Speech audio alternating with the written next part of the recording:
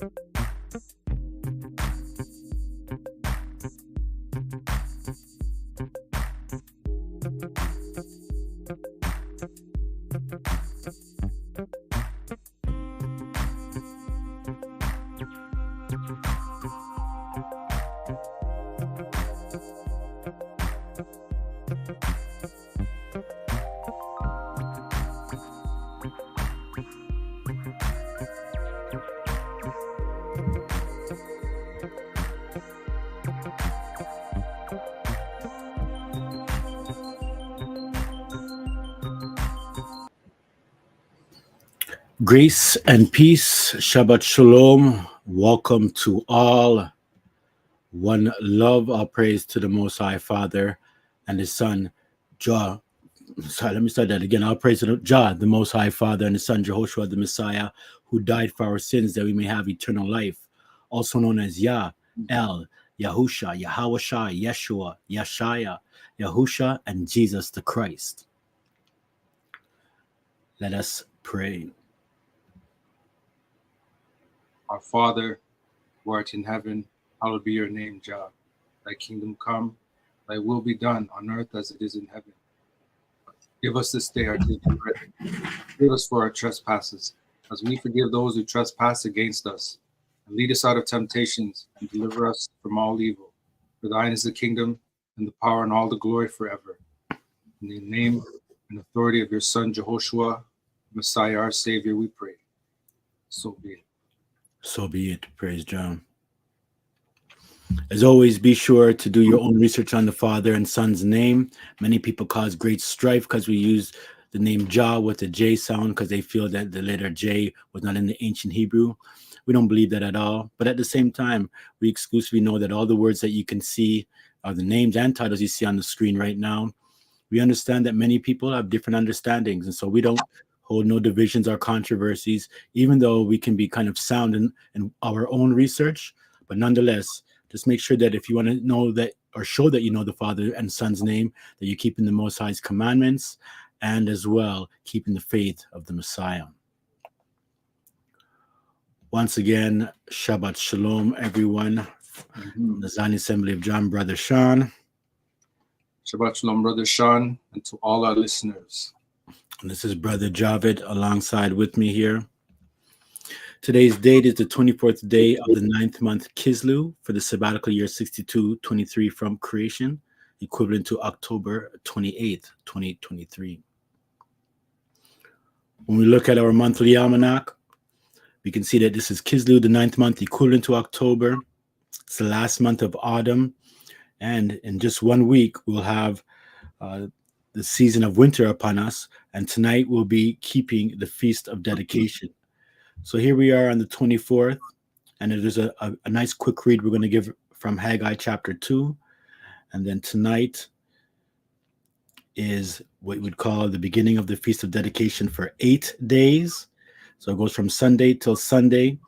And that next Sunday will be the first day of the 10th month and the official beginning of winter. But the latter rains have started to begin unofficially, even in the land of Israel. Here we are in our yearly almanac, reminding again everyone that when we change the seasons, we don't do so with the astronomical equinoxes and solstices that the world uses, which is really based off of astronomical observations, but they are truly the middle of Jah's true seasons, as you can see on your screen.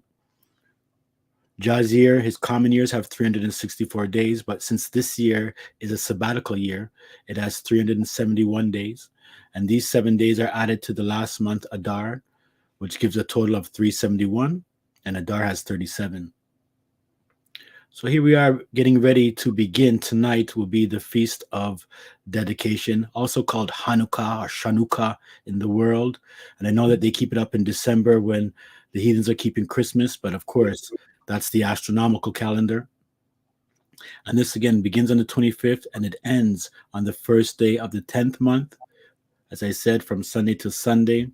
And that first day of the 10th month is the beginning of the early rains or the 6-month rainy season. So let's get this message from Haggai. And this is given on the 24th day, which is our date today, many, many years ago. Let me just move my banner. Let's go. Haggai chapter 2, verse 10. In the 24th day of the 9th month. Oops, sorry. In the 24th day of the 9th month, in the second year of Darius, came the word of Jah by Haggai the prophet, saying, Thus saith Jah of hosts, ask now the priests concerning the law, saying, If one bear holy flesh in the skirt of his garment, and with his skirt do touch bread, or pottage, or wine, or oil, or any meat, shall it be holy? And the priest answered and said, No. All right. So again, this is for us. We see it's the 24th day of the 9th month, which is today. Now it's concerning the law. Now, again, if you have something holy and you're holding it in your garment or whatever, and you touch something, it does not make other things holy. But then there's another side of this coin. Then said Haggai, If one that is unclean by a dead body touch any of these, shall it be unclean? And the priest answered and said, It shall be unclean. That's right. So if you're defiled by a dead body and you touch anything else, that thing also becomes unclean as well. That's but right. Again, if you had something holy, it doesn't make other things holy because only Jah can make things holy. Then answered Haggai and said, So is this people, and so is this nation before me, saith Jah, and so is every work of their hands, and that which they offer there is unclean. So we know he's talking about our Israelite brothers and sisters back there in the past, right? That's right. And saying that every work of their hands, the offer is unclean. And we know the Most High loves Israel, but he's also disciplining them first and dealing with them and actually showing the world how he deals with iniquity and righteousness. That's right. Verse 17, I smote you with blasting and with mildew and with hail in all the labors of your hands. Yet ye turn not to me, saith Jah. Consider now from this day and upward, from the 24th day of the 9th month, even from the day that the foundation of Jah's temple was laid, consider it. That's right. So his foundation of it was laid by this day here, the 24th, which is a Sabbath. So it completed, and it was in this day here that this message came regarding, of course, Haggai. So notice that again, he's showing us all these things he does to discipline us, but we still don't turn to him. So I would just say, make sure we return back to Jah and repent. D, you're going to say something? No, it's very true. When we take correction from Jah, It's important that we turn back to him and not ignore his chastisement and his signs upon us. That's right. So that's that message. Again, let's bring forth clean things to the Most High. And again, spiritually clean. So I just want to say a few words on Halloween. Halloween's coming up this year. And, when it gets into calendars, there's a lot to know about Halloween, where these ancient pagan festivals, have fossilized from, so to speak. And I just want to say a few words here. Now, Halloween had its beginnings in an ancient festival. Had its beginning as an ancient festival of the dead. The Celtic peoples, or the Celtic peoples, who were once found all over Europe, divided the year by 4 major holidays. And they understood the turnings of the year, and their understandings actually line up a lot with the true seasons. However, according to their calendar, the dark part of the year began on a day corresponding to November 1st on our present calendar. The date marked the beginning of winter. So again, you can see that there was a calendar that understood Jah's true seasons. Even if it was held by the pagans, they knew these things, but they just covered up Jah's true things with paganism and all kind of evil things. It was a time when cattle and sheep had to be moved to closer pastures, and all livestock had to be secured for winter months. Crops were harvested and stored, and the date marked both an ending of the summer, the 6-month summer season, and a beginning of winter.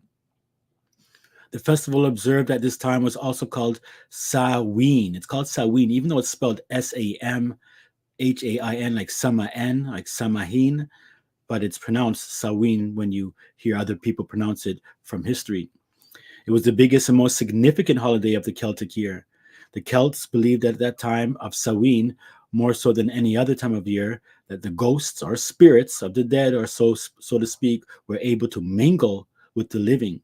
They also lit bonfires in honor of the dead. And that's the time where they would offer child sacrifices, right? And this is why a lot of these festivals today, most of them, but even Halloween in particular, it's geared towards, children and young people that way. And adults and parents, engage in these things still, not understanding the origin of these things. Because everything now that is kind of basically shown, from the scriptures as being evil, it's considered good and fun and socially acceptable in these times. And this is where good has been called evil and evil is being called good. So when you take these things away from a lot of people who are in the world, especially when they have knowledge come to the truth, at first they have to circumcise their mind, because it becomes hard. And it's a challenge. And I know brothers and sisters out there who come into the faith and they're guiding their children in the same way. And these are the little challenges that we may have, right? To teach them the truth about these things. And you can see that they honor things of the dead. It's really associated with dead things.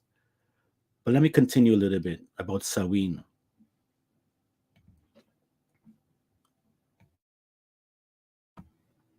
Now, Samhain, or Samhain was the first and by far the most important of the 4 quarter days in the medieval Irish-Scottish calendar. That's the Celtic calendar.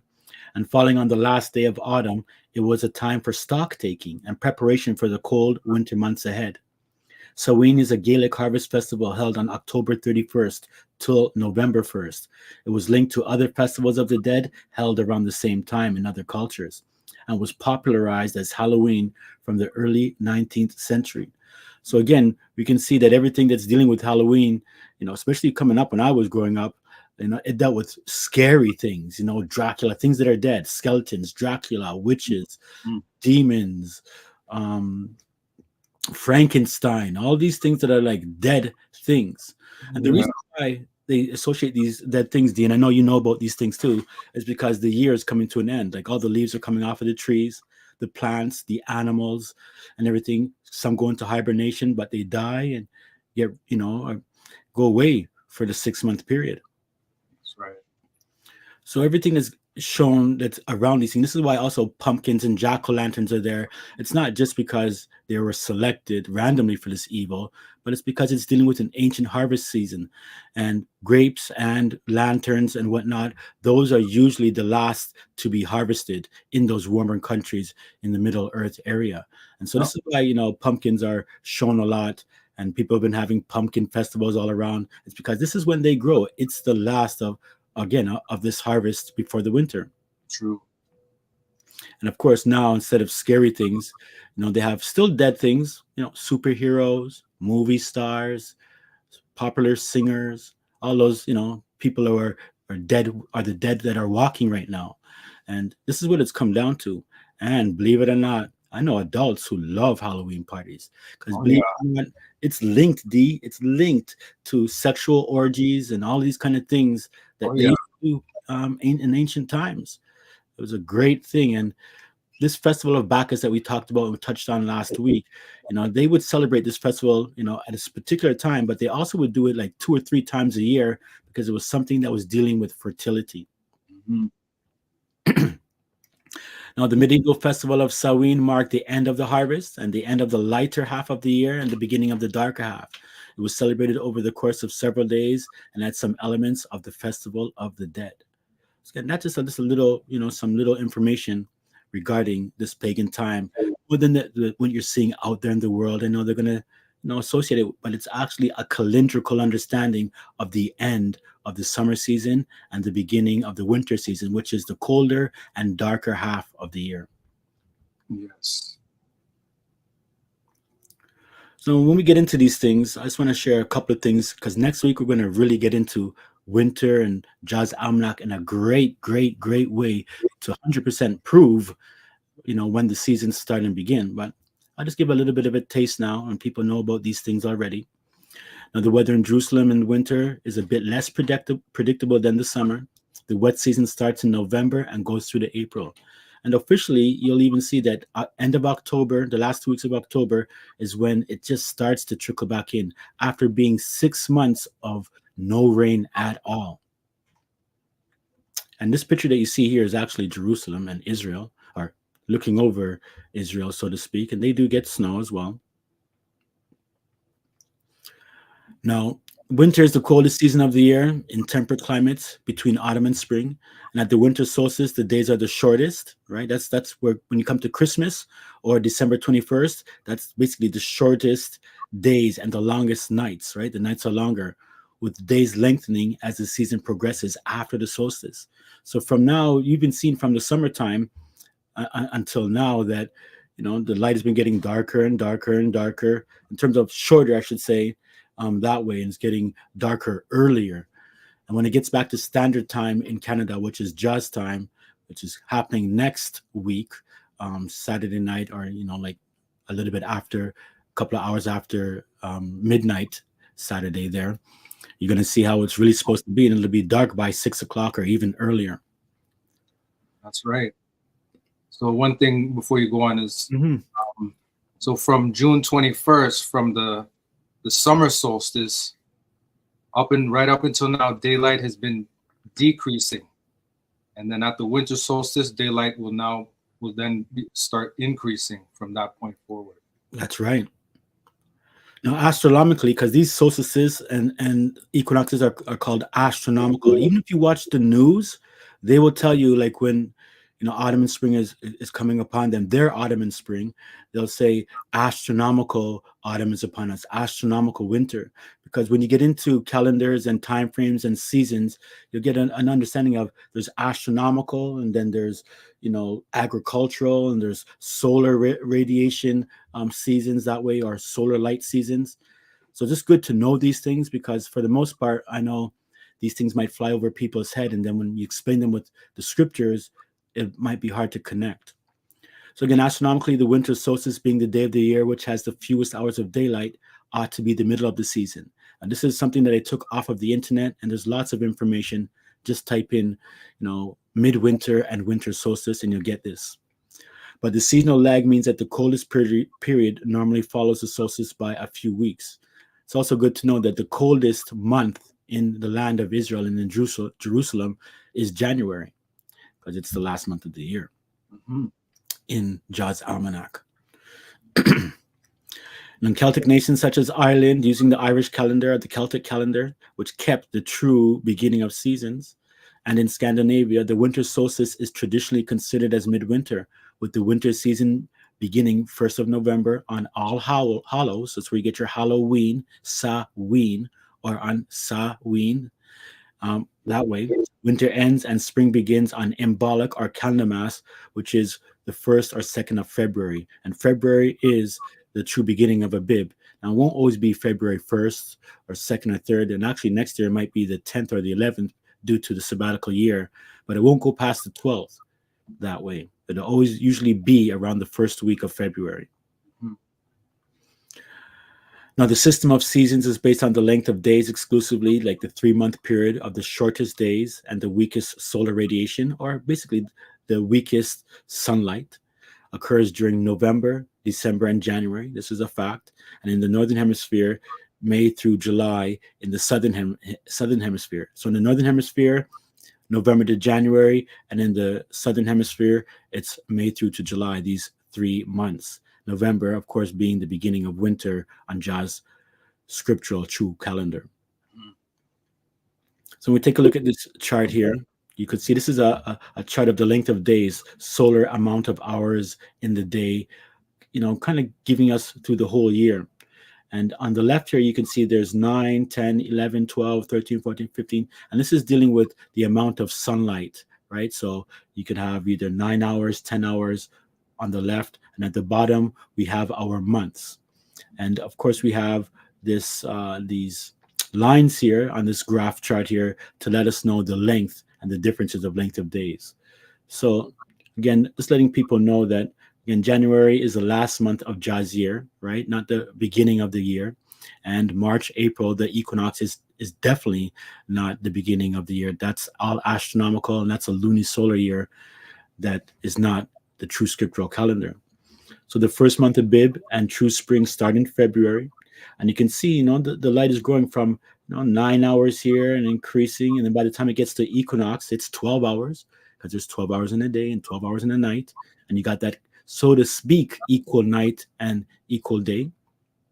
And then when we move on further, going up, we go to April, and then we got from May, right? So again, the spring equinox, let me go first, is between February and May, or the end of April. It's the midpoint. And then May is the beginning of summer, where we have the summer solstice on the June 21st, as David was saying a little bit earlier, where we have our longest days. And it's between May and August where you get the most amount of sunlight. Now think about this, family. If the summer solstice, June 21st, was the beginning of summer, that would be the longest day of the year and of the season. And then right away after that, each day is getting shorter for the next 3 months.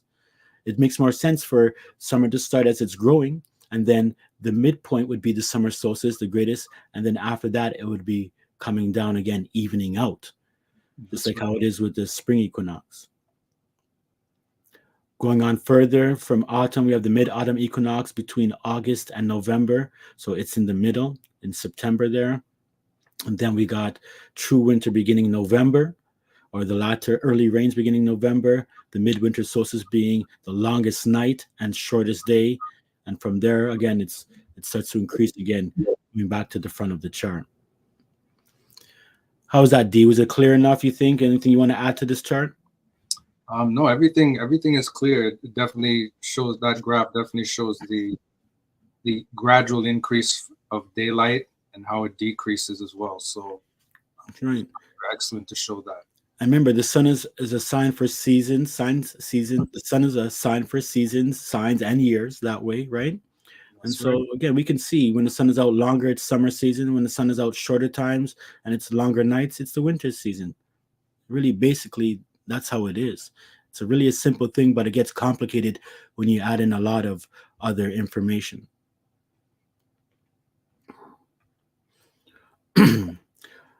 From the Compact Bible Dictionary, and I always encourage people, I guess nobody buys books anymore because you have online stuff, but I like collecting a lot of books. As you can see, it's on my left there.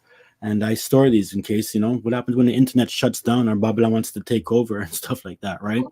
You want to still be able to share things with people if we have to, move away or something like that. So anyways, point is, get yourself a Bible dictionary, study from it, and use Bible dictionaries in your study. They're not always 100% correct, but they're definitely a great tool to help in your studies and your research. It's true. Now, the Compact Bible Dictionary on page 488 under the heading of rain states this: In Palestine, which is Israel, the rainy season extends from October to April, and the dry season from May to October, right? So it's going from the beginning of May to the end of October, and the end of October to the end of April when it comes to these two seasons of 6 months each. The early rain occurs in October and November. We got some scriptures there, but we're not going to get into that this week. I'm just setting the foundation, and we'll read a lot of scriptures that will prove from the Holy Bible when the true seasons are and all of that. The latter rain is in March and April, but it officially begins in February. But these are what they state in their understanding. And crops are there for planted so that they will grow during the rainy season, right? So a lot of planting and stuff like that is starting to carry on over in Jerusalem, kind of basically from mid-October going through November, as it gets colder and colder, in order for us to get the barley and the wheat in the harvest time for next year. So rain in the scriptures is associated with winter season, because when people hear about winter, all you think is snow and ice. But in warm countries, even in tropical countries, there is like a rainy season, and that would be considered winter time, because during that rainy season, it's also cooler as well. Scripture. Song of Solomon 2, verse 11. For lo, the winter is past, the rain is over and gone. The flowers appeareth on the earth, the time of singing of birds is come, and the voice of the turtle dove is heard in our land. Now, when it says the winter is past, the rain is over and gone, my point here is showing you that the winter and the rains are linked together. And this is important to know when we're going to look at, let's say the climate averages and precipitation averages in any country for that matter, but in particular Israel, because Jah's almanac, his true scriptural calendar, goes along with the scriptural land of Israel that way as well. And D, I don't know if you know, but there's kind of like a new movement going out there by a couple of other Israelite brothers who are in South Africa, stating that the land of Israel, where it is now, is not the real land of Israel, and saying completely it's not, and that it's actually in South Africa. And Wow. they teach that they teach also that the equinox, like the September equinox, when the Jews are keeping their 7th month, lunar month at that time, that's when they have the beginning of the year. So their Abib is started to them on the moon in November, in September. Wow, And I that's wasn't aware of that. Oh. Yeah, they're doing their Passover now. So this brother, the reason why I kind of say it, because I kind of, when I say I test out other people's, writings, doctrines, or videos, or anything, that I usually stick with people that kind of have some good stuff. But then it's like you're listening for a little while, and then what happens is something comes way out of left field. And when that started coming out too, and other things, it just started to open my eyes to say that, boy, this calendar, issue is great. And there's so many people, D, that are putting forth a scriptural calendar, and I know that's gonna kind of try to make it hard for us to stand out. But if it's Jah's will, it will stand out, though. That's right. It will, and it will only increase from here on. This calendar will stretch out way into the future, and the world probably hasn't caught on to it yet, but it will soon. That's right. Now, just again showing us that summer's a dry season, especially dealing with Israel. Psalms 32, verse 4. Day and night thy hand was heavy upon me. My moisture is turned into the drought of summer. That's right. So again, when you do your own research on Jerusalem and the land of Israel, which I do exclusively and extensively, greatly, have many lessons, charged of scripture verses dealing with this aspect of Israel, it'll let you know that, again, there's no rain from May until October, even mid-October. There will be no rain at all in the land of Israel. That's amazing. And it doesn't mean now when it comes to the winter season that it rains every single day all the time. No, it's just the major part of the rains fall during from November, end of October, November to the end of April. And, we always hear this saying, April showers bring May flowers. Yeah. And that's why I like to use the scripture too, because it's almost like it's the scriptural way of saying April showers bring May flowers, because it's saying the rain is over, the showers are, April showers is gone, and the May flowers appear on the earth. Now, a couple other Bible dictionaries that are reputable.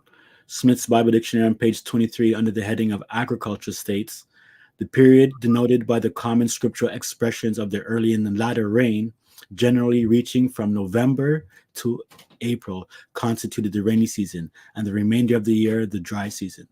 So again, some pretty good scriptural information here in these dictionaries, which are perfect and line up greatly with Jah's true scriptural almanac. True statements for sure.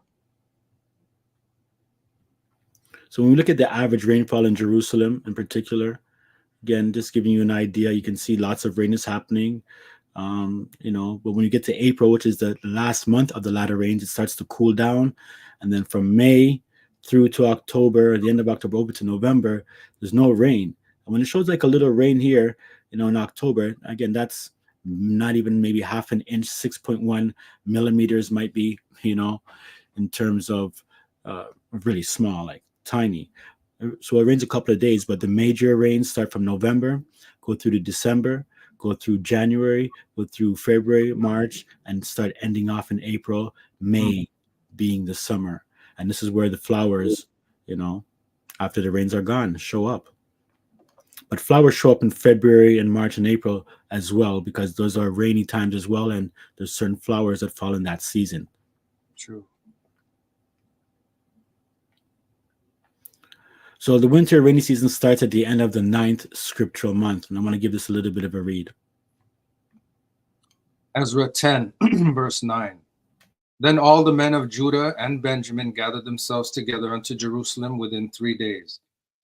It was the 9th month, on the 20th day of the month, and all the people sat in the street of the house of El, trembling because of this matter and for the great rain. So the people had taken up, through Ezra and Nehemiah, the people had taken up strange wives. And so they had to make an end of this because, they found the scriptures and they weren't supposed to do that. And so they were all there gathering when this started taking place. So you can see it was the 9th month, the 20th day of the month, and today's the 24th. So that was 4 days ago. Mm-hmm. And if you're in Toronto, we get rain quite often that way. And it says they sat in the street, but they were trembling because of this matter and for the great rain, because it's a time, again, the last 2 weeks of October, or the last 2 weeks scripturally of the 9th month is when the great rains start to begin. Continuing. Verse 13. But the people are many, and it is a time of much rain, and we are not able to stand outside. Neither is this work of 1 day or 2, for we are many that have transgressed in this thing. Jeremiah 6, verse 22. Now the king sat in the winter house in the 9th month, and there was a fire on the hearth burning before him. That's right. So again, verse 13, you can see it's a time of much rain, right? They can't stay outside because they know it's not a simple work to do. And that means it's the early rains. The early rains begin in the 9th month around the 20th of the month in particular, right. Exclusively that way. And they'll last right till April. And notice in Jeremiah 6 that, he was in his winter house, his winter cottage, because these are kings. And so they have their summer house and they probably have all kind of various homes. Yeah. But he was in his winter house in the 9th month. And we can know that, this 9th month, it was near the end of the 9th month because, again, he was warming up himself. And this is when it was starting to get cool in the 9th month during that, while he was in his winter house. That's right. So if we were kings, me and you, Sean, we would be lodging in our winter house as we speak. That's right. We'd be, heading over there and getting it prepared. Now, remember, when we're talking about climate is something that is on the average for many, many, many, many years, hundreds of years usually. But when we're talking about weather, sometimes a year can change. So sometimes in November, let's say, it might be a little bit warmer.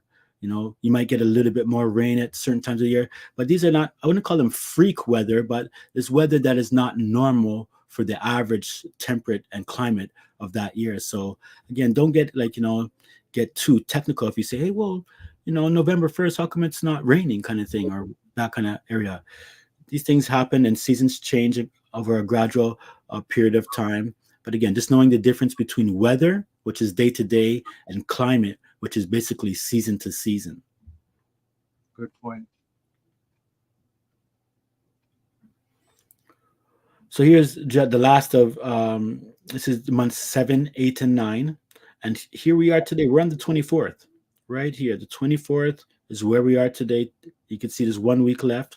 The Feast of Dedication is here. And then after the 9th month, we have the 10th month. The first day of the 10th month is the last day of dedication. And this is why the scriptures say it was the Feast of Dedication and it was winter. It was winter, yes. So it lasts from 8 days from the 25th to the 1st. And you can see that the first year, just by our color code, this is the early rains. And this is when they begin. And this is the last 3 months of the 6-month summer season, also known as autumn. Looking at our monthly averages for Jerusalem, and again, we're briefly going through this, but I can let you know that we'll cover it greatly next week, because I know there might be questions and under all those type of things. So we can see this is a chart created by me with all the proper data of the climate of the land of Israel, and in particular Jerusalem, since it's the capital city of Israel. And a bib for us is February's equivalent to a bib. So a bib, Zif, Sivan, Judah, Dan, Elul, Ethan, and Bo, going all the way through the months of the year till Adar. We have the numerical values of these months. The first 3 months here in the blue let you know that that's the latter rains or the grain harvest, and it's 89 days or for 3 months. This chart's letting you know that there's in a bib, which is equivalent to February, there's 28 days. And notice that February also has 28 days, 29 once every 4 years. March or Zif has 31 and 30. So when we go throughout the whole year, you can see the amount of days in each year that way. And again, when we're in the 9th month here, and we're just ending off, we'll be going into November or Tibet, the 10th month. You can see that that's the early rains, the seed time. People are sowing at those times, and it's 91 days or 3 months long, because 30 plus 30 plus 31 is 91. You got our temperatures to see how they increase, how it's cooler during these times, whether it's in Celsius or Fahrenheit. And now it goes to the warmer, hot season, the 6-month summer season, and getting back into the cooler times. Now, Israel, of course, and Jerusalem don't get down to like Canada, where we go in -20 and all that kind of stuff. But getting down to 12 and 10 and stuff, that is quite cool for that, that land there that way. We have the hours of daylight when we're talking about how much sun hours are out there. You can see how it starts off 11, 12, 13, and then it starts to increase by the summer solstice 14, and it carries over also into July, and it starts to decrease. And here we are, like 11 hours of sunlight, and then November is 11. Then by the time December, it goes down to 10 by that winter solstice. And this will be different for other parts of the world, but again, we're using Israel. We got our rains to let us know in millimeters or inches. The top is millimeters. You can see, during the rainy seasons, which is in the blue, there's, lots of rain. But when it comes to the summer, we have 2.5 millimeters, which is, again, that's like 2.5 like that. That means it maybe rained for 5 minutes, for a day at that time there. And you can see it's basically 0 or no rain for the next 6 months. And again, you have 23 millimeters, which is a little bit bigger, 2 centimeters, but it's in October during these times right now. And again, this chart here giving us days of rain, 12, 12, 9, 2 days of rain during the summer, and of course October, and then many more days of rain during the rainy seasons. So this chart, if you want to, I'll leave it here. You can either screenshot it if you're watching again in the future, not live, and you can take it and study it. But also these things will be released in this year's almanac for the next year, the year of Jubilee. It's a great comprehensive chart. Yes, it is. It's very perfect to Jah's almanac too, and the land of Israel. Again, we have our equinoxes and solstices are part of the midpoints, March, June. They're not the beginning of any of Jah's seasons. They're always the middle of Jah's seasons. And many people know this. And there's calendars in the world that use this and know this now. And back in the days, there was more ancient calendars. Just looking in the comments section here quickly. Everybody's saying Shabbat Shalom, Janessa, Catherine, Shabbat Shalom, and Rhymes and the scene. All right, so let's quickly go through this. We got Johnny giving a shout out. We got Andra giving a shout out. We got Carice giving a shout out. We got Janessa giving a shout out, Catherine giving a shout out, and Rhymes also giving a shout out. Yes. Right. All right, bless up. Let's continue. Shalom to all.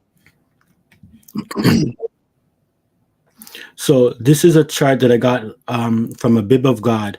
Now, bibofgod.com is just a chart that people who are in Israel who love calendars, they're in the land, they live over there. Some migrate over there for like 7 to 8 months of the year.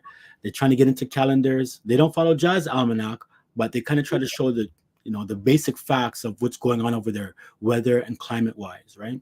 And I like to use them because even though they say the beginning of the year is in March, April, they keep showing that certain things like barley that is in February, and they argue about it still. But it's just like it's almost like if somebody would have said that the reason why you see it in February is because that's when it really begins. But because they're not showing it, they kind of overlook these things. But here, posted, and there's the link if you want to get to it, yourself. It's under posts at a Bib of God, and I'm not affiliated with them at all.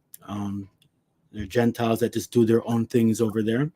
It says, "Good morning, folks. Here's a short look at the rains coming down in Israel." And this is, again, Sunday, October 15th. Make sure you read down through the comments to get specific areas of heavy rain. Yes, the winter rains have started after the pattern set in 2015 and 2020. So they think that that's a pattern, but this is how it goes all the time. Yes. So this is comprehensive, and I got this today just to kind of show you how up to date it is. Even though it might be 10 days off, still, I'm sure, I check out the weather in Jerusalem and what's going on, and these things you can search yourself if you're really interested in knowing these times. So unless there's any questions, we're going to go right to our read now, the Maccabees read, which is important, and we're going to focus just on kind of like the calendar dates issue. I can't read everything in Maccabees because when you want to read Maccabees chapter 1, when I saw it online, and I usually use the online, how they read it online, the audio like versions, and it's almost 3 hours long. And that's just Maccabees chapter 1, not even chapter 2. Wow. And so there's a lot of information. And over the years, and even when I was making this lesson, I had to take out so many things and skip to try to get to the point. But I encourage you to do your own personal read of First Maccabees, all of it. Even if it's a feast of dedication, try it this week if you can, because that's information while the season is here, and you can kind of be in the spirit of the season. It's a good time to get that read. We do it every year, but this is how you train yourself. All of Jazz festivals are here to help remind us, and so you get back into it. And this is why maybe it sounds like I know these things off the back of my mind, or David, or even a lot of the members of the Zion Assembly know these things like kind of off of our head, is because we've been doing it over and over again. And so you start to recognize that this is why Jah wants you to observe his festivals, so that they can start to become zakared, marked, and memorialized in your mind. And he's writing his laws and his hearts on our minds slowly. And this is a part of it. That's right. All right, Brother D. I mean, I know I've been speaking a bit, but you ready to get into the read? Yeah, let's get into it. All right. So remember, this is a time of where they rededicated the temple. And it's also, as I spoke about last week, rededication of your body, which is Jah's temple as well. Last week we covered the story of Eliezer, how he was forced to eat pork, and he never did, even though he could have got himself saved his life by eating beef, pretending it was pork. He never did. And we gave that a read. And then we gave the read of the woman and her 7 sons, which is in 2 Maccabees chapter 7 as well. How these 7 individuals also, or 8 of them, died because they were forced to eat pork and they never ate it, and they were brutally slaughtered. Probably I don't even think you see horror movies today that describe such horrific things that they went through. And then the movies today are pretty gory, right? But yeah. So let's move through. And before we start the actual read, there's one read I had to take out. And I think it's a very important read. It goes along with this cute little picture for, teaching our children, which we can't do nothing about. But I want to know the origin of how these pictures, because there's some Bibles that you can buy, King James Bibles and big Bibles, and they'll have, depicting, characters of the scripture, and they're all kind of portrayed as European, Caucasian, and Gentile, right? And again, I'm not trying to hate on nothing, but this scripture is going to let you know the deception of what's going on here. First Maccabees 3, verse 47. Then they fasted that day and put on sackcloth and cast ashes upon their heads and rent their clothes and laid open the book of the law wherein the heathen had sought to paint the likeness of their images. You see that? They've done it now, but this is what they had wanted to do long time ago. They had sought to paint the likeness of their images where? In the book of the law. That was the Old Testament that was around. So they were doing that right from the beginning. As soon as they get their hands on Jah's book, they're ready to paint the images of their faces in Jah's book. That's right. And just look, that's how fast Satan is moving, ready right off the bat. That's a good point, D. They didn't even wait. But see, now the thing about this, we can get into, Gentiles versus Israelites and the black and white thing. But once you know certain things about the devil worked through black people to deceive other black people, and he works through white people to deceive other white people and black people too. So what I'm saying is that this next verse is going to let you know that the devil is, although you want to say, oh, all of that nation people are the same. No, there's people who are going to be called out of many nations who have a heart for the Most High and are going to recognize that they've been lied to by their forefathers and cleave to the mighty one of Israel. Jeremiah 16, verse 19. O Jah, my strength and my fortress, and my refuge in the day of affliction. The Gentiles shall come unto thee from the ends of the earth, and shall say, surely our fathers have inherited lies, vanity, and things wherein there is no profit. That's right. So this is what it's about. These discussions about salvation are great, and all who want to come to the Messiah, come. Black, white, Chinese, doesn't matter who you are, but you have to follow the Messiah. You have to believe in him and then keep the commandments of the Father and the Messiah.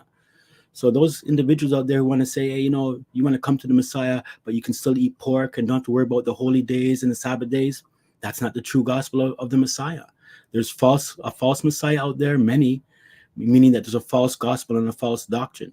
So you got to be careful out there when you're dealing with people who even speak of the Messiah, because the Messiah himself said, many will come in my name and say, I am the Messiah, saying he is the Messiah, but it says, and they shall deceive many. Because no one can't come and say like, oh, no, he's not the Messiah, because the New Testament is too extensive for that. Even though people still say he's not the Messiah after looking at the New Testament, we who have faith know that, no, that's a great witness for the Messiah. One thing to say about verse 47 in that Maccabee scripture, a lot of people will say that, color of the people of the book doesn't matter. But, if it didn't matter, then why would these Gentiles make it a point to even paint the likeness of their images in Jah's book? That's right. They even do it to this day. So if it didn't matter, they wouldn't have done these things. They know it matters. That's right. Because it helps to keep confusion. Babylon's not called these things for nothing. It's confusing.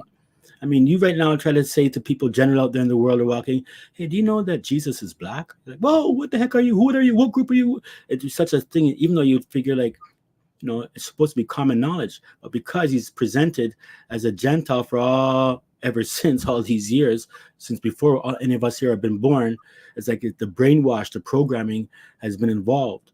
And again, it doesn't matter, what color you are, but it's good to know that the Messiah is a black man. And in fact, he's actually a Nazarite. And many people don't know that. They don't believe it. They say, no, he drank wine. He did all of these things. But I've studied extensively, made 2 great lessons on it. The Messiah is a Nazarite, looking like kind of like you would say like how a Rastafarian kind of man would look that way. And John the Baptist was like that as well. People don't believe that, and that's okay. It'll take time for people to kind of get to these deep things. But let's move on. Things matter, right? If it didn't matter, they wouldn't be giving us these things. So anytime people say, well, it doesn't matter what color the Messiah is or his people, we'll say, well, okay, if it didn't matter, then why are you pushing these things on the world so hard? Exactly. What it does, it distorts the historical truth and the identity of Jah's people. That's right. That's right. So, sometimes it's surprising when brothers who I know are of Israel and sisters of Israel know how we feel about all these truths that we're speaking today and still kind of think that, we have some type of erroneous understanding. This race card thing is being played out a lot.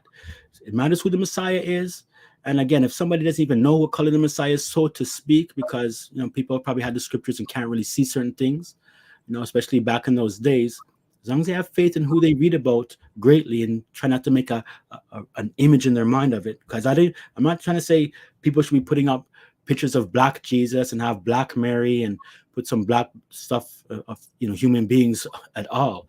You're not supposed to have none of those things. But again, truth is truth. So let's look at the sheep versus the goats, Zion versus Greece, right? Because, if you think of Zion, you think of Israel and black people, and you think of Greece, you think of Gentiles and European. And it's not a race fight, but it is a fight of nationality. And as you know, in the scriptures, black people symbolized by the sheep and the Gentiles are symbolized by goats. And many of us in the world and many other people, and probably almost everyone for that matter, has a mixture, in them somehow. But here's a verse for this understanding. Zechariah 9, verse 13. Turn you to the stronghold, ye prisoners of hope. Even today do I declare that I will render double unto thee. When I have bent Judah for me, filled the bow with Ephraim, and raised up thy sons, O Zion, against thy sons, O Greece, and made thee as the sword of a mighty man. Shauna, I don't think I can hear you.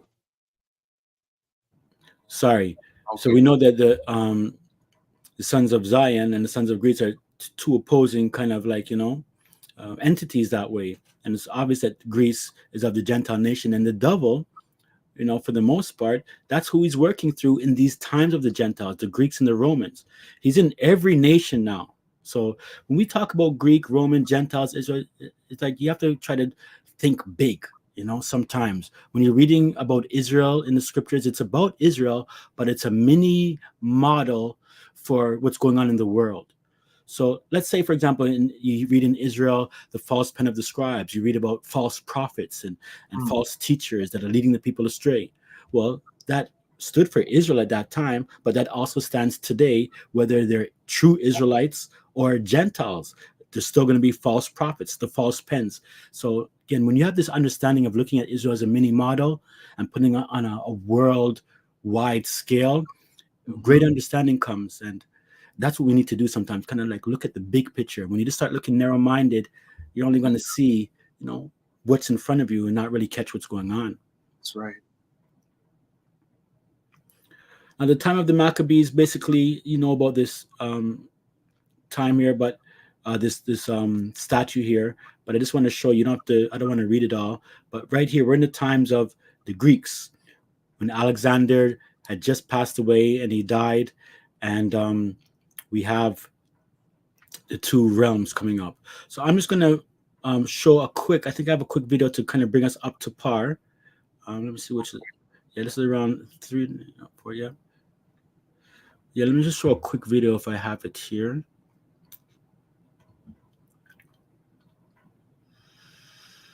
Where did I put you?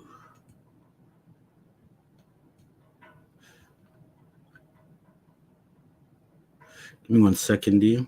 Yes. It's a video. Why am I looking at music? Here we go. All right. Let's just get a little bit of a background history. In the 4th century BC, Alexander the Great steps onto the scene.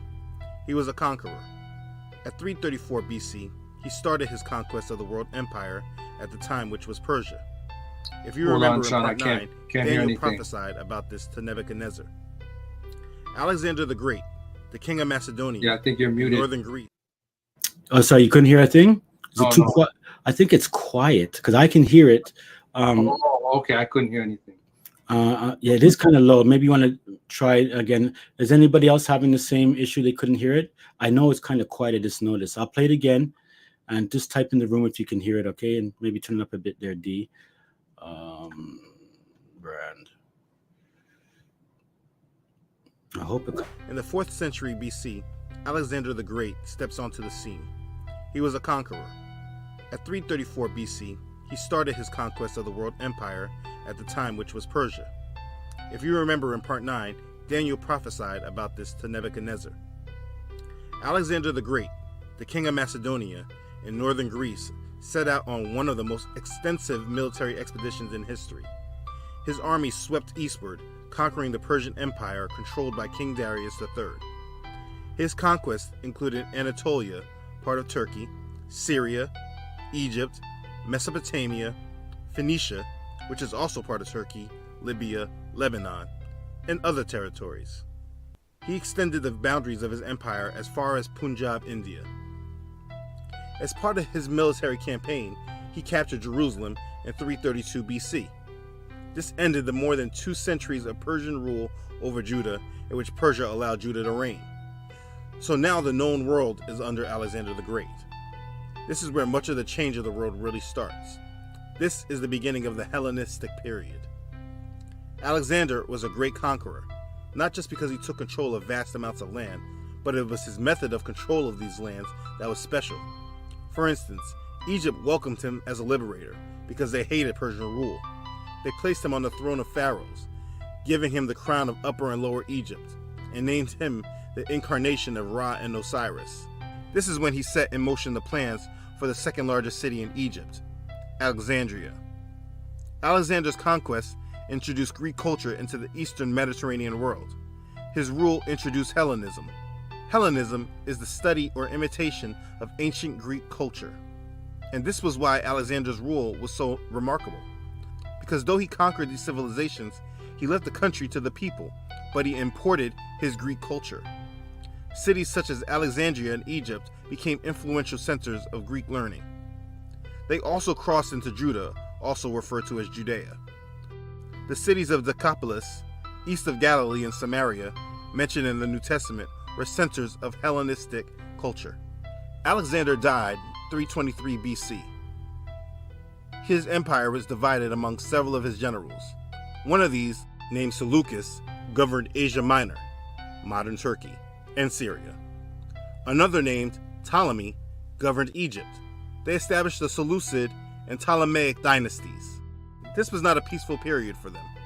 Now in Judah, life was changing. They were now under Greek captivity, and they were now being forced to adapt to the Greek culture. The Hebrews' life revolved around 2 centers, the temple and the Torah. The temple was of course located in Jerusalem, and it remained the one place where sacrifices could be offered. There were, however, increasing number of local gatherings or synagogues scattered where Jews could read scripture and pray together. These synagogues helped Jews everywhere maintain a sense of community and tradition. As long as they continued with the Torah, they would continue to please Yahweh. But Greek strategy was all about assimilating their culture amongst the world. You did not need to rule a country with power to control them. You just export your traditions and values over to them. This will change them over the generations. Now we must go back to part 1 of the beginning of this series. I want you to remember that the people of Greece were pagans. This is why we haven't introduced new religions yet, because the world was still split up like this. The Hebrews were monotheistic, believing in the one true God, Elohim. And the other empires from Egypt, Babylon, Persia, and now Greece believed in the Father God, Mother God, Son of God pagan structure. All right. So that was a little bit of a part 1 to it. I hope some people are catching on. All right, you can hear it. Okay, Yes. yeah, good. And there is another couple 3 minutes. So just to finish it off, because it's going to save us a lot of reading time this way, D. Yes. And so again, remember we have the Ptolemies and the Seleucids. Those were the 2 division. Remember the 2 legs? That's The right. legs of the brass. Yeah. One would control the northern region, and the other would control the southern region. Exactly right. All right, so let's go now to this part 2. Over time, Greece's Hellenistic religious and political culture and their language had significant influence among the aristocratic Jews, basically the uppity high society Jews. The leading priestly families were largely Hellenized, given Greek culture, and they were involved in the heavy financial schemes that fueled rivalries over the priestly offices in Jerusalem. These high society Jews introduced new culture like public nudity in athletic games, attendance at Greek theaters, cultic clubs, being uncircumcised, and a host of other practices that were offensive to the Hebrews. The goal was to remove the foundation of life the Hebrews had. There was a rift between the conservative Jews and the liberal changing Jews. This is where we see Antiochus IV take things to a new level. In 167 BC, he came in and desecrated the temple and established it as a cult of Zeus. The Torah, the laws of the Jews' fathers, were removed, and their religious practices, including Sabbath observance, were outlawed. He introduced the idolatrous worship of Zeus into the temple itself and instituted the eating of pork as a test of one's loyalty to him. Antiochus's policies provoked a military response from some Jews. The principal leader of the revolt was a man named Judah, nicknamed Maccabeus, or the Hammer. Accounts of the conflict, known as the Maccabean Revolt, appeared in the Book of the Maccabees, which are a part of the Apocrypha. The Hellenized Jewish aristocracy, aka the uppity Jews, sided with Antiochus, and that meant that the revolt against Antiochus was also a war of Jews against Jews. The fighting continued until 164 BC. Judah and his troops liberated the Jerusalem temple from the Syrians and began the process of cleansing it from defilement. Judah reached an agreement with the Syrians that officially returned the temple to Jewish control. Antiochus V, having succeeded his father, was apparently willing to reach a compromise and to rescind his father's decrees. This is where the festival of Hannukah was founded, though it has nothing to do with the command from Yahweh himself. The Maccabees gained complete control of the region and established an independent Jewish kingdom that would continue until 63 BC. During this period, the Jews adopted a number of Hellenistic religious beliefs and practices. I've made a list on my website. The link is in the description box. So while this was all going on, Romans had been conquering lots of land and territories, establishing themselves as a formidable power in the Mediterranean, and they wanted more. So they turned eastward. In 197 BC, Rome conquered Macedonia and Greece was liberated. By 146 BC, Greece was conquered by the Romans. In 63 BC, Rome took control of Judah and Jerusalem, but they left the land in local control. This was during the time of Julius Caesar, so there was a lot of politics going on in Rome. In 38 BC, Herod the Great, the son of Antipater, who was an Edomite, is now on the scene. His ancestors converted to Judaism, and he was raised a Jew, but he was not one by blood. Herod transformed the country. He built the port of Caesarea on the coast and the temple of Augustus in Samaria. He remodeled the Jerusalem temple, and next to it built the Antonia fortress, a Roman military installation. During this time, he was labeled King of the Jews, and this is the beginning of the history that would change the world. Judah was nothing like it was before its exile. Things had changed for them. There were no real leaders, and the leaders that were in charge were corrupt and served themselves. There were Hebrews that continued the law, and a lot of others that tried to assimilate with the world empires. But many never forgot the covenant and prophecies that Yahweh had said. All right, brother. Mm. Okay, so I'm going to let you read from verse 11, not right here now, but there's some, you got that information. Hopefully you can review that. I don't want to go over it, but that is pretty accurate, all of that information. And it kind of sets the tone, right? Because when we're dealing with the Maccabees, this is before the Messiah came on the scene. True. So we see in verse 9 here, it says, and evils were multiplied in the earth. And this is through, those Greek and Romans. And we read about Antiochus, how he's a wicked man. So I want to take it from here and just let's move through this as we can. Okay. Say from verse 11? Yes. Okay. In those days went there out of Israel wicked men who persuaded many, saying, let us go and make a covenant with the heathen that are round about us. For since we departed from them, we have had much sorrow. So we see that there's a set of wicked Israelites, right? And this is what we know. Anybody can be righteous or wicked. But yeah, it says there went out of Israel wicked men, right? And these are probably the ones who love money. When Truth Unedited was talking about the aristocrats or whatever they are, the ones who are uppity, That's right. These would be like sellout Israelites wanting to make a covenant with the heathen. That's right. So this device pleased them well. Then certain of the people were so forward herein that they went to the king, who gave them license to do after the ordinances of the heathen. They wanted, to be a part of them. So they went to the king to to look for these things, to request, right? They wanted to be a part of their culture. That's right.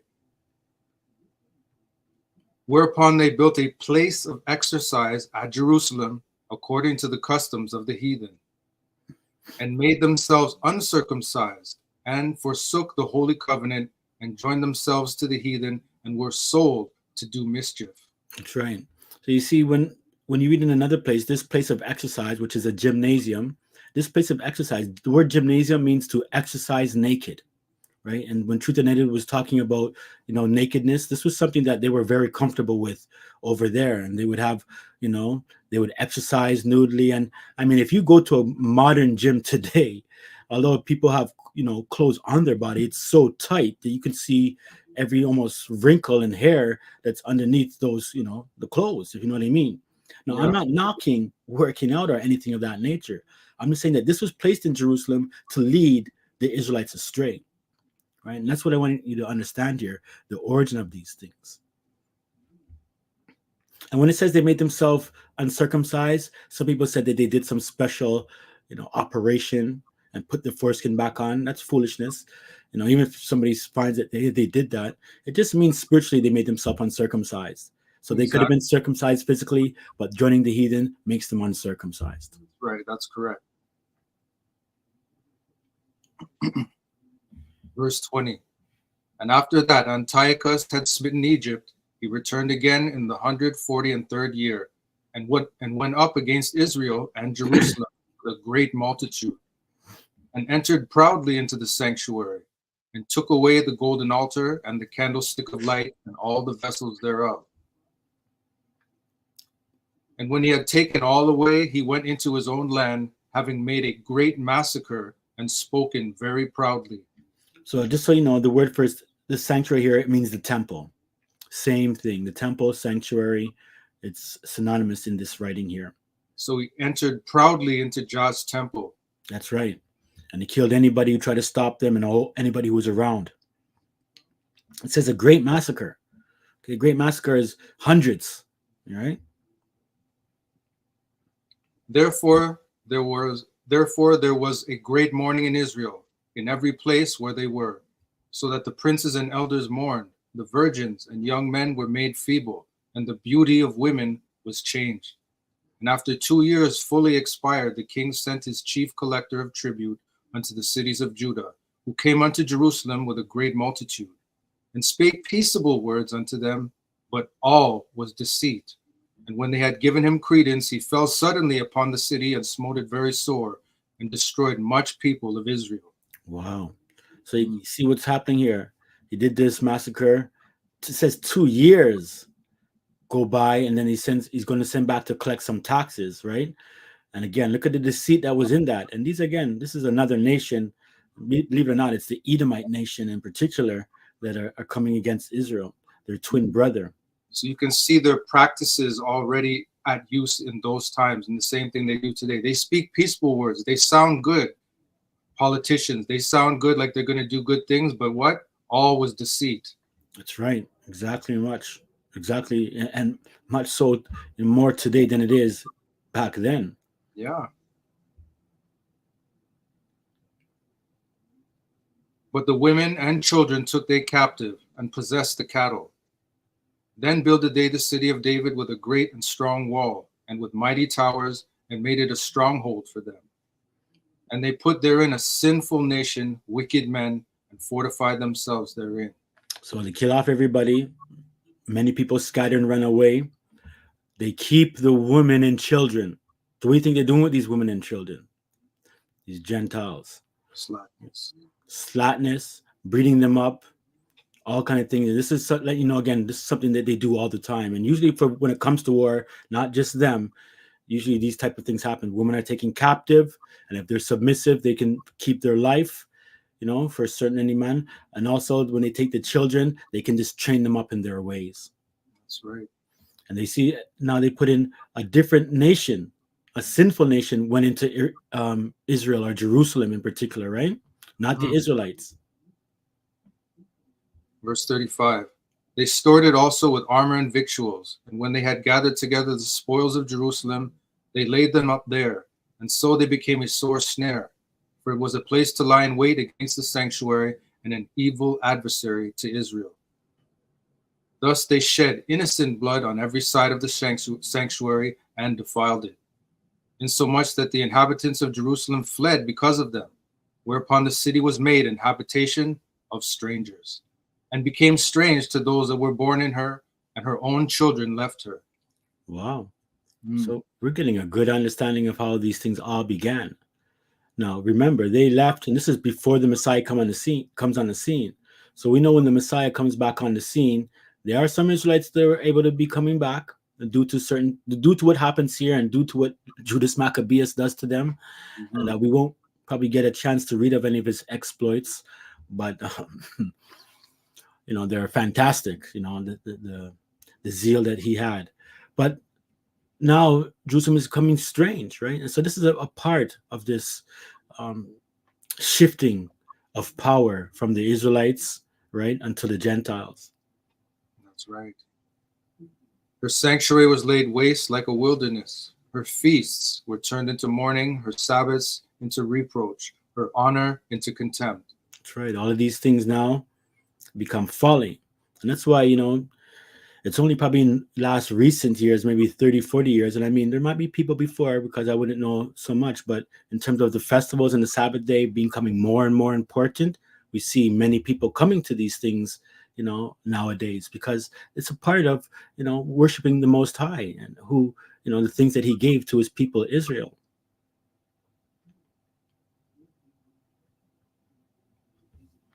Verse 40. First, this is another Mac. Is it the same one? Oh, yeah, it is. Sorry, go ahead, brother. My bad. Verse 40. As had been her glory, so was her dishonor increased, and her excellency was turned into mourning. Moreover, King Antiochus wrote to his whole kingdom that all should be one people. Right. So he's trying to get everybody under one umbrella, as they would call it today, the one world government and all of that, right? So what we're seeing here is like a preview of what's coming in the future. This Antiochus Epiphanes is basically a precursor to the real Antichrist. I mean, his name is almost Antiochus, Antichrist. But he is what he does to Israel and killing off the people, taking away the Sabbath, the festivals. All that's going to happen again in the future, because just like how David was saying, this calendar, Jazamach, is going to go into the future, and that's what they're going to take away. They're not going to take away no lunar Sabbath, lunar solar calendar festivals or not. They're going to have that blended in, because that's a part of the world, right? That's a part of the world of the so-called people in the world who are in the land, those Gentiles. So they're going to be up there still promoting their stuff, along with many people following those ways. But you can see here again, this is a precursor of that one world government.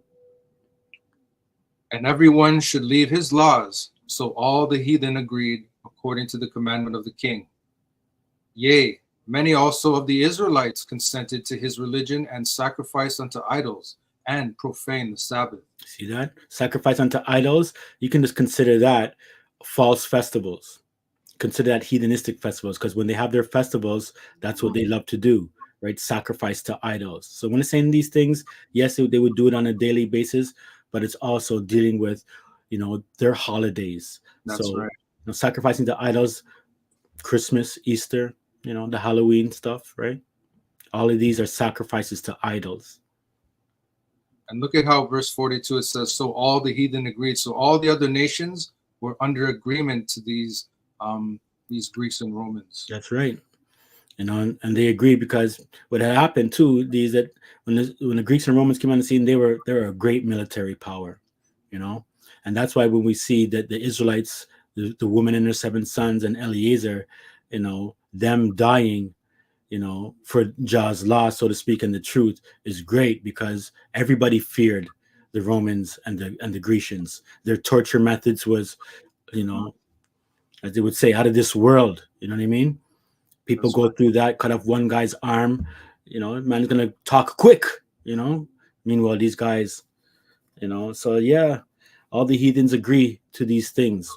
Yeah, man. And even when it says, and everyone should leave his laws, not only the Israelites who forsake Jah, but also these other cultures and nations, they're going to leave their religions and their laws under this one world rule government. So just like how Antiochus is like a prefigure of an antichrist in the future, all the world, all these false religions now are going to bow down to this antichrist. That's right. That's right. And before we go on, one thing that the Romans did. Now these are the Greeks we're talking about. Syrophoenician Greeks per se, but what the Romans did was they were a little bit more, let's call it, clever and wiser about how they did things, because the Romans were running things when the Messiah came on the scene. The Greeks were not, right? Yeah. What the Romans allowed was everybody to worship the gods of their land, their laws. He changed this, you know what I mean? So Rome said, hey, don't worry, I'll let you serve all the things, but as long as you still worship Caesar, you know what I mean? Yes. That way, and then you can also join. But that's why the Messiah and those Israelites were allowed to do those things at that time. Jah made it easy because his son was coming on the scene, right?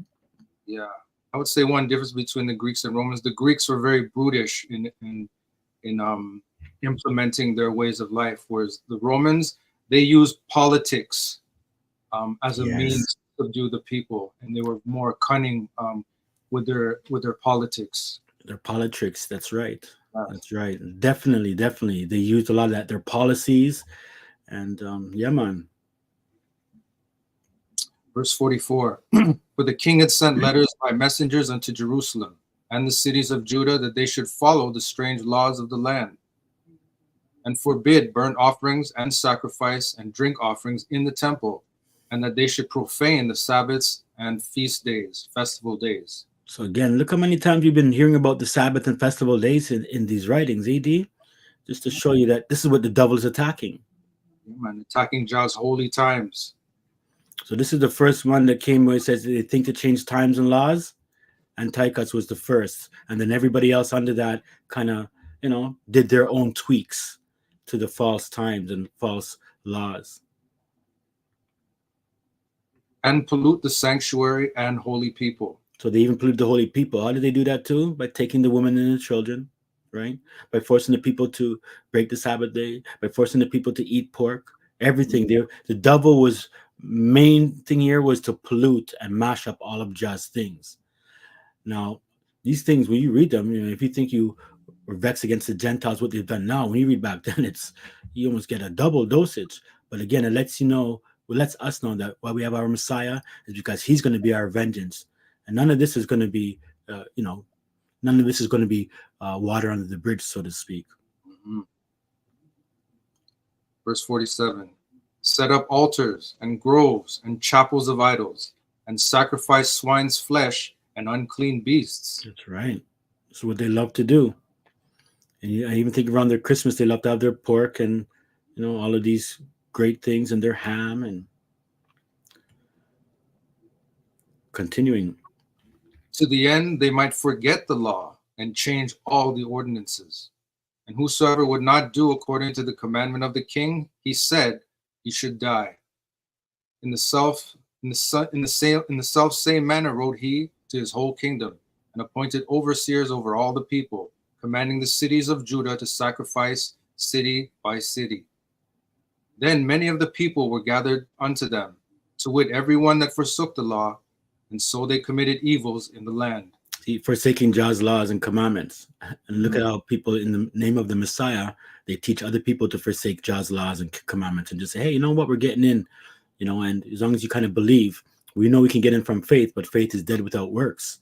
Mm-hmm. So again, all of these things that were done back in the day, now they don't even have to force anybody, they did their job. And it's almost like how you said with the policies of the way the Romans did it. Greeks forced them to do it by force, and then the Roman Catholicism comes along and they do it by policy and traditions of men. Don't worry, pray over the pork, you know what I mean? All beasts are clean, and and don't worry, the Sabbath and all of those things. And exactly, they do it in a subtle way. Yes. Verse 54. Now the 15th day of the month Kislew, in the 145th year, they set up the abomination of desolation upon the altar, and builded idol altars throughout the cities of Judah on every side. So what this means here basically is that they had Jah's altar, and they literally put another altar on top of it, the altar of Zeus or Jupiter. Which is the abomination of desolation. That's right, that Daniel was speaking about. Verse 55, and burn incense at the doors of their houses and in the streets. And when they had rent in pieces the books of the law which they found, they burnt them with fire. And whosoever was found with any of the book of the testament, or if any committed to the law, the king's commandment was that they should put him to death. So again, this is going to come in the future, family, and I'll have to tell you, it's not coming in our time. You can see how people want to make this to be the last days exactly, but the Bible is out there strong, and so they got to wait some time. They're more planning. They know what's going on. All of these little tests that they're doing by giving, putting things in your arms and all of these type of issues. These are tests to see if people will, join the heathen, and if they will conform to what they're going with. It's like a precursor to the mark of the beast. And back then, It was the same thing. When they wanted to get a license to sin, to do the things of the heathen, it's like they're looking for permission. So if you're looking at to the future, hey, you want to do what the heathen does? Okay, here, we'll take the mark, and then you can do it. So I want you to look at, it says it was the 15th day when they set up the abomination of desolation. And then we're going to see that it's on the 25th day that they actually, begin doing their things, right? So again, the 15th day of Kislev is the first date we have. Now, the most important date you want to hold on to for the rest of the next 15 minutes is this 25th of Kislev, or the 5 and 20th day of Kislev. And remember, the Feast of Dedication is 8 days long.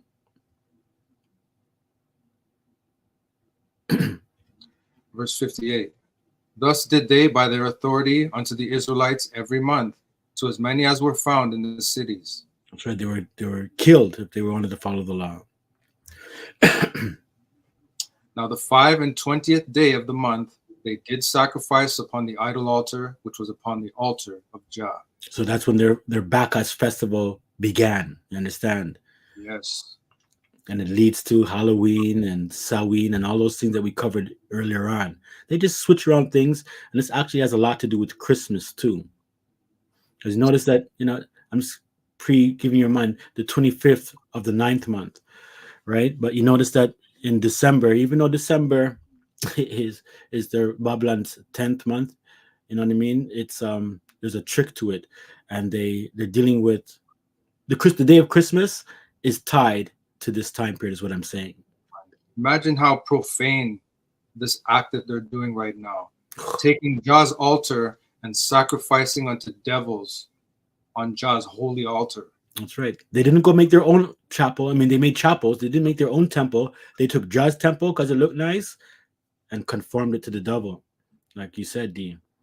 Put it right on top. Verse 60. At which time, according to the commandment, they put to death certain women that had caused their children to be circumcised. And they hanged the infants about their necks, and rifled their houses, and slew them that had circumcised them. Howbeit, many in Israel were fully resolved and confirmed in themselves not to eat any unclean thing.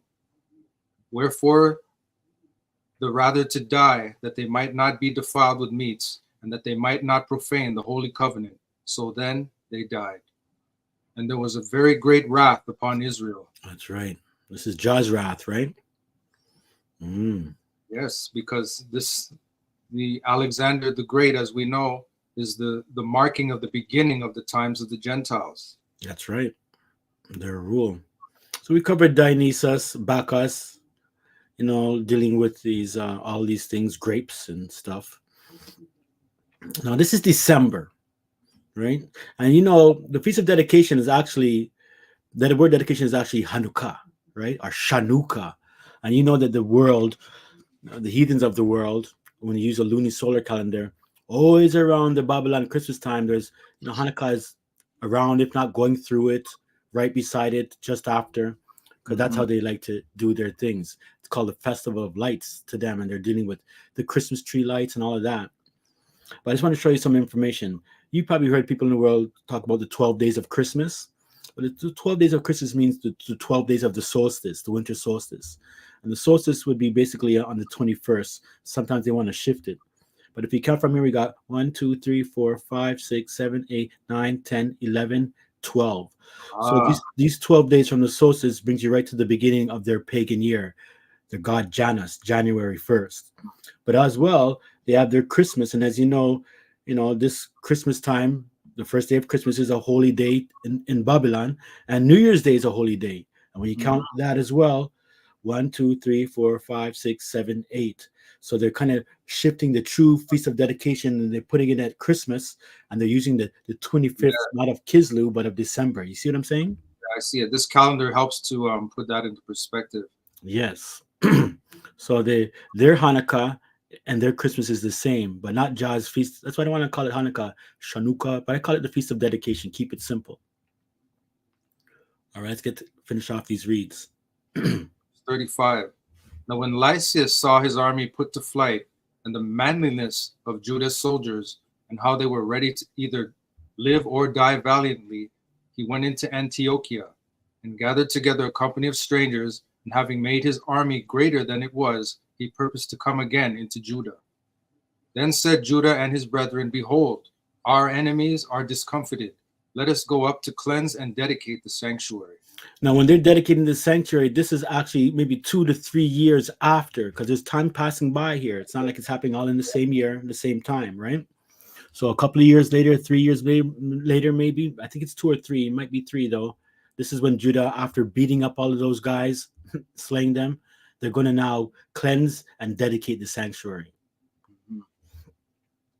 Upon this, all the hosts assembled themselves together and went up unto Mount Zion. And when they saw the sanctuary desolate, and the altar profaned, and the gates burned up, and shrubs growing in the courts as in a forest, or in one of the mountains, yea, and the priest's chambers pulled down, they rent their clothes, and made great lamentation, and cast ashes upon their heads, and fell down flat to the ground upon their faces, and blew an alarm with the trumpets, and cried towards heaven. Then Judah appointed certain men to fight against those that were in the fortress until he had cleansed the sanctuary. All right. So remember, when did they, they profaned, they put the abomination of desolation on the 15th of Kislev, and then they started sacrificing on the 25th, right? 5th day, yes. All right. So he chose priests of blameless conversation, such as had pleasure in the law. I like how it says that they had pleasure in the law, right? So when it says blameless conversation, the word conversation, most time in the Holy Bible, in terms of dealing with Old English, it means blameless lifestyle or manner of life. So he chose priests of a blameless manner of life. Not conversation just means what they were saying, but also what they were doing. That's right. Like their behavior. Their behavior. Blameless behavior, yes.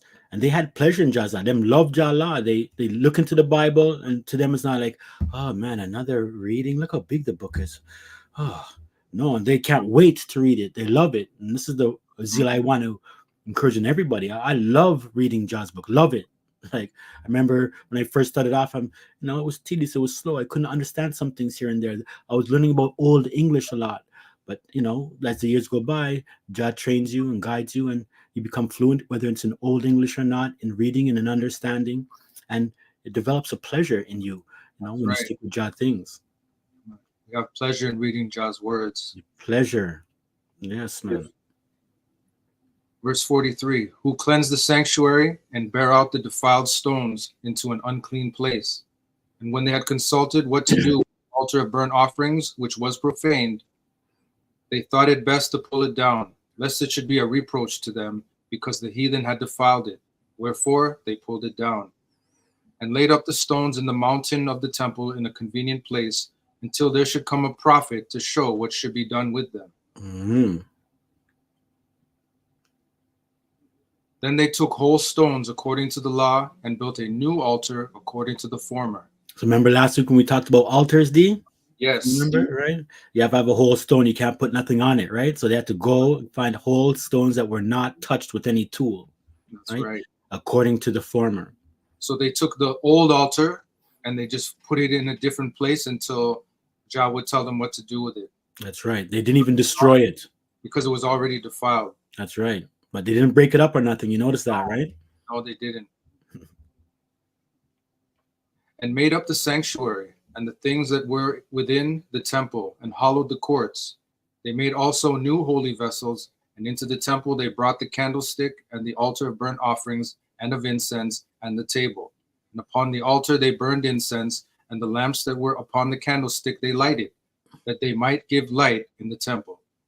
Furthermore, they set the loaves upon the table, and spread out the veils, and finished all the works which they had begun to make. Now, on the 25th day of the 9th month, which is called the month Kislev, in the 148th year, they rose up betimes in the morning, and offered sacrifice according to the law upon the new altar of burnt offerings, which they had made. Look at what time and what day the heathen had profaned it, even in that was it dedicated with songs and citherns and harps and cymbals. Wow. So God turned their little paganistic thing into his great dedication of his temple, right? That's right. So it's the same day that they did their paganistic things is the same day that it was dedicated with song a couple of years later, not the same year.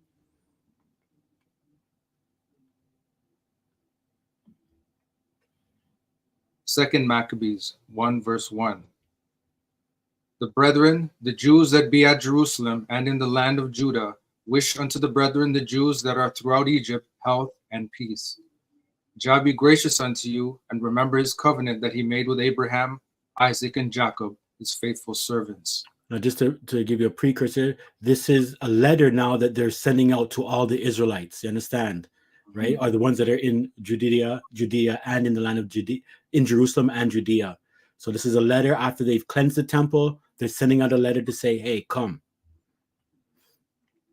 And give you all an heart to serve him and to do his will with good courage and a willing mind, and open your minds in his law and commandments, and send you peace. So it's good that when we're serving Jah, we have a willing mind. Yeah, we fear Jah, but after a while, you want to do it, with a willing mind, a good mind, right? You want to do his will. And hear your prayers, and be at one with you, and never forsake you in time of trouble. And now see that ye keep the Feast of Tabernacles in the month Kislev. Now it says we keep the Feast of Tabernacles in the month Kislev because we know the Feast of Tabernacles is in the month of Ethanim. But we're going to see what's going on here, and you'll see that the scriptures will help us understand. It's not that they wanted them to keep the Feast of Tabernacles, but just like that, in terms of its 8-day length and some of the things that they might have done, and it being on the first day of the week, going to the other first day of the week, right? 8 days. So same chapter, verse 18. Therefore, whereas we are now purposed to keep the purification of the temple upon the 25th day of the month Kislev, we thought it necessary to certify you thereof, that ye also might keep it as the Feast of Tabernacles. Right, you see that? So that's what they mean. They're keeping it as the feast, but it's the feast of dedication of the temple. But how is Tabernacles kept? 8 days long, right? So they weren't keeping the Feast of Tabernacles. They were keeping the Feast of Dedication as the Feast of Tabernacles. That's right. The 8 days, and also a couple of things with, they got some palm branches and stuff like that. So again, we're looking at, this is the 7th month Ethanim. And this is, we can see this is the 15th of this month. And no, the Feast of Tabernacles is not on the 25th. It occurs on the 16th or the end of the 15th. But again, it starts on the first day of the week. It's 8 days long. It goes to the following first day of the week. And that's how the feast, that's what it means by keep it as the Feast of Tabernacles. Has to follow that format, because all of God's weekly festivals, Passover, Tabernacles, and of course this dedication here are based upon the creation week, which starts upon the first day of the week and ends on the Sabbath. So we're looking at Jah's Almanac with it. Again, here we are on the 25th. This is when they started to keep it. They're going to keep it as the Feast of Tabernacles. And it's going to go all the way through, and then they're going to keep it until the 8th day, which again, now we can see in Jah's great wisdom, this 8th day is the beginning of the early rains or the winter season, the first day of the 10th month. Yes. Again, there's Tabernacles up in the 7th month. You see it starts on the first day as well, and it goes into the 23rd. Which is the 8th day. That's right. We're almost done, family. Like 3 more, maybe 1 more slide or 2. Verse 56. So they kept the dedication of the altar 8 days, and offered burnt offerings with gladness, and sacrificed the sacrifice of deliverance and praise. They decked also the forefront of the temple with crowns of gold, and with shields, and the gates and the chambers they renewed, and hanged doors upon them. Thus was there very great gladness among the people, for that the reproach of the heathen was put away.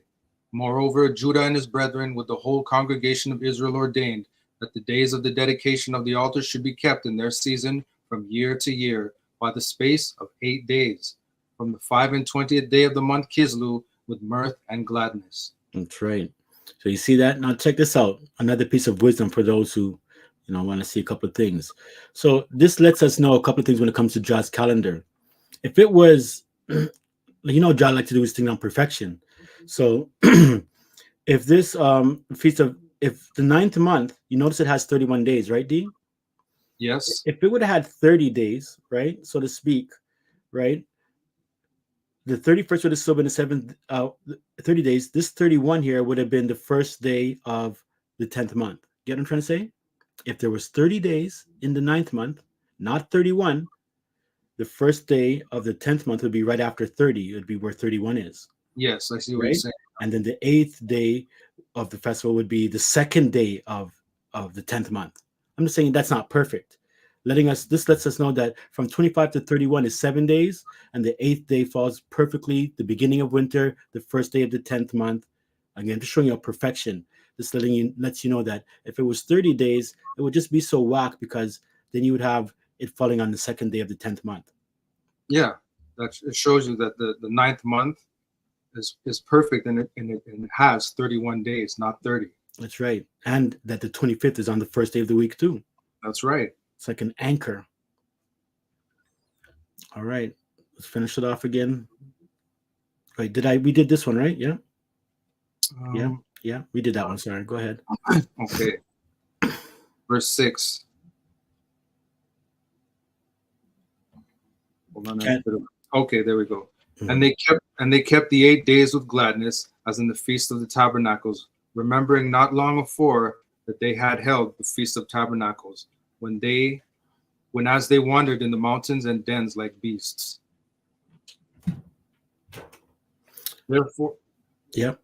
Therefore they bare branches and fair boughs and palms also, and sang psalms unto him that had given them good success in cleansing his place.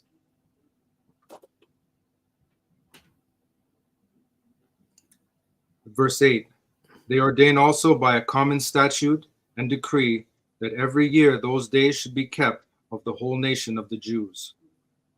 And this was the end of Antiochus, called Epiphanes. That's right. Don't worry, I know you froze up there, but that's all right. Yeah. So again, looking at Kislew, right? Sorry, back Kislew, the Feast of Bacchus, the Feast of Dedication.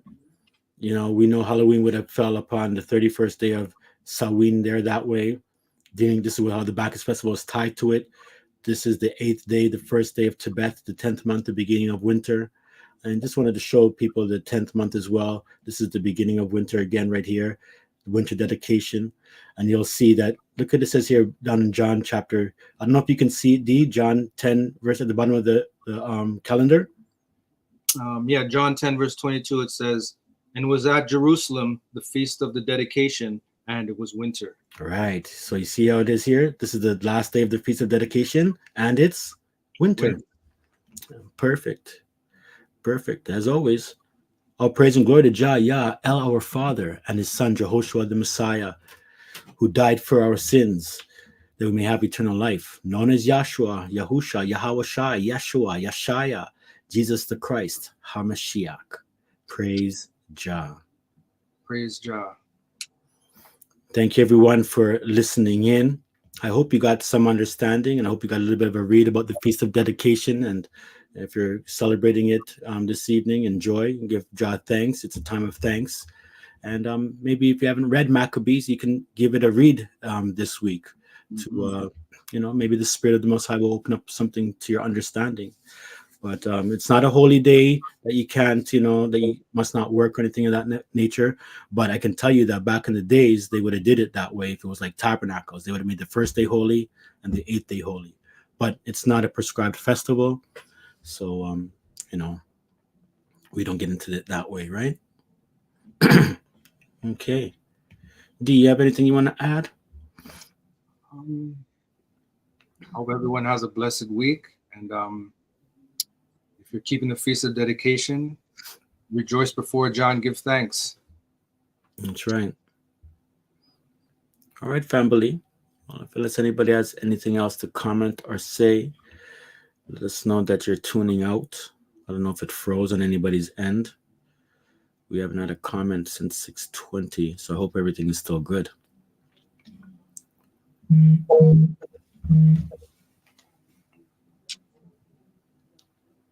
Yeah, something happened here.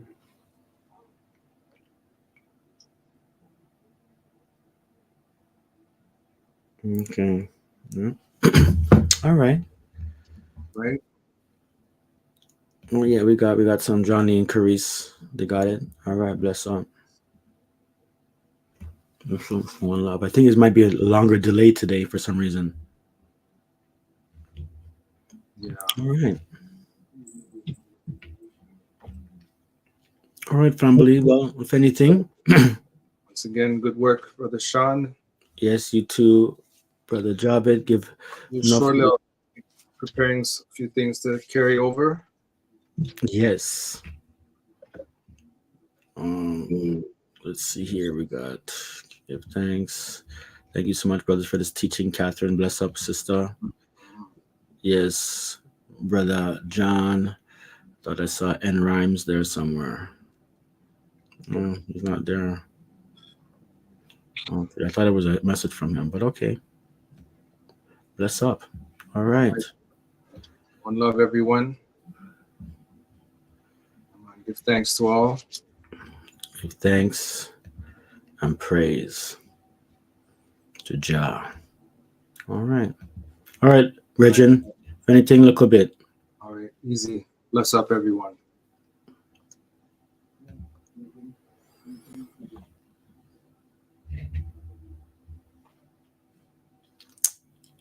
One love. Keziah, one love.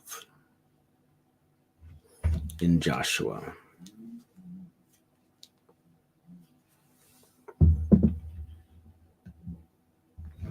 John says, I hope everyone has a great week. One love to all. Happy dedication. I'll still sound the shofar. Why not?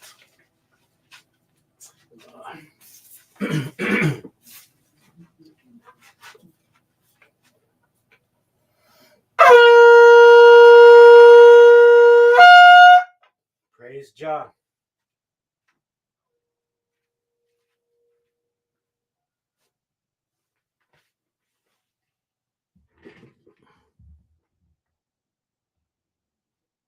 Peace.